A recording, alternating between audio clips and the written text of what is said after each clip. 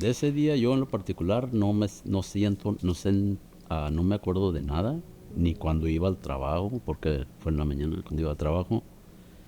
Y de lo que me han platicado ha sido como si fuera un cuento.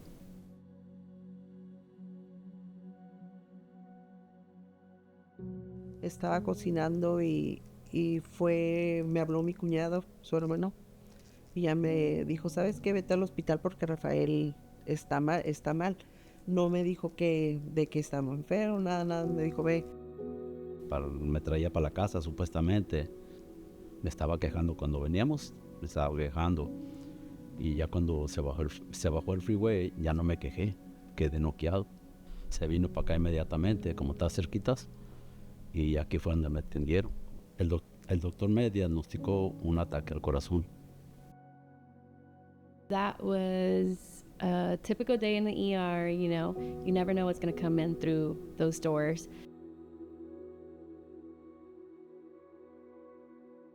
They overpaged the code blue to the parking lot. So I grabbed the emergency bag. I was running with the bag, and then as I opened up that door, it was just, there was a lot of people. There was a car that was parked. They were extracting the patient from the car, putting him onto our emergency gurney, and the patient just looked pale, cool, diaphoretic. You know, you could totally tell that the patient was unconscious with pulseless. So it was a long ways to go through the ER. So my first instinct was just like, this patient needs CPR, right? So I just jumped on the bed. I kneeled down and I just started CPR.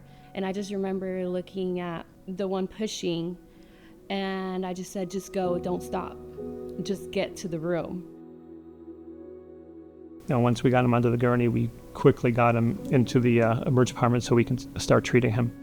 First he got put on a monitor. We checked his vital signs. We knew exactly what was going on, and he needed to be resuscitated. He was initially pulseless, and once we got some IVs going and some medications going, and with CPR, his pulse came back, and everyone was quite happy. And then we had to continue to resuscitate him, do tests, laboratory tests, X-rays, EKG, everything. And fortunately for this gentleman, his vital signs remained stable. Estábamos seguros pues de que él lo estaban manteniendo, estaban haciendo lo que tenían que hacer para mantenerlo con vida. O sea, porque él sí teníamos miedo, pero pues sabíamos que estaba en buenas manos.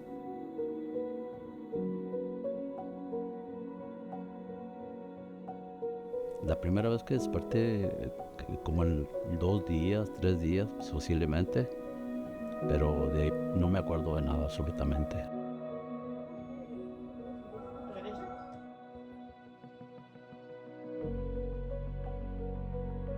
Y ahorita he estado muy agradecido con Sharp por las atenciones que me ha atendido y lo que han hecho por mí. Nunca había sentido yo algo que alguien, y pues siento uno muy bonito contigo, que otras personas se preocupen por uno. Yo creo que no hay palabras para eso. To be honest, I feel really privileged, and I even feel really emotional because we never get this closure. And to be able to see in person that our work is meaningful in someone's life, and that this patient literally walked out. When he showed up, he was unconscious. It's just very fulfilling, and it just makes me so happy and privileged to be able to hug him and close that chapter and on to the next.